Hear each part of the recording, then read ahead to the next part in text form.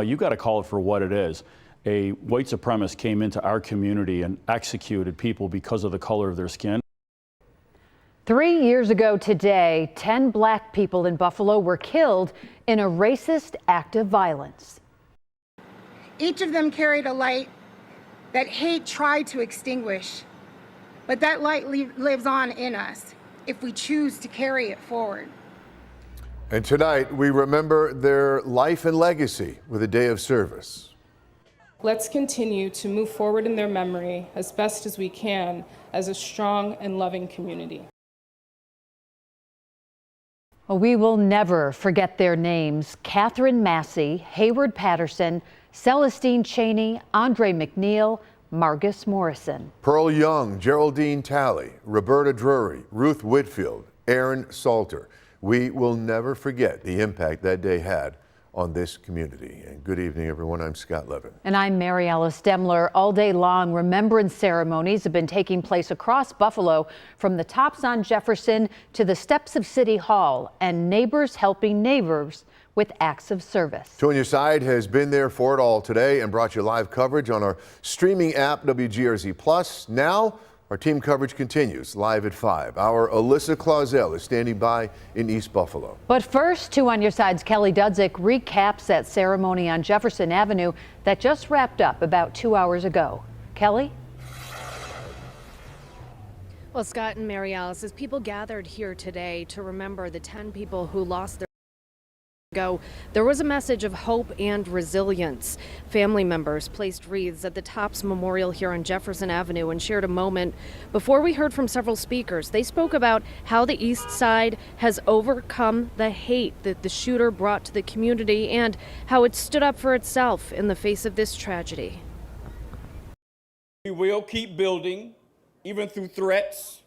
We will keep building, even though we go through trials and tumultuous times. We will keep building, although we go through trouble. We will keep building, although we do it through pain and tears. We will keep building, although it may look like progress is not being made. We know that we will keep building because it's in our hearts to keep on building.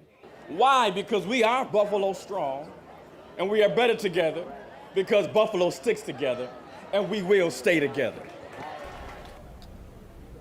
Tonight, the city of Buffalo is encouraging people to leave their porch lights on to honor the 10 lives lost on May 14th, 2022.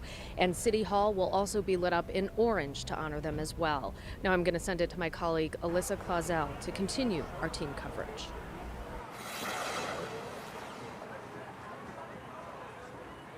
Hey there, Kelly. One of Buffalo's darkest days was met with the response of light and love. It's been that way for 3 years now, and 3 years later, that response is no different. It was evident across the city today, including right across the street from Tops in this lot. We see community members come together at a gathering organized by faith leaders, along with community members who fired up the grills and organized a giveaway where people could get free canned and fresh food and learn more about community resources and events. They say it was a way to bring the community together and have a place where people could lean on one another in a time when it's needed the most. It's a day of a lot of pain, a lot of sorrow, but we come out and we're determined to turn that sorrow into joy.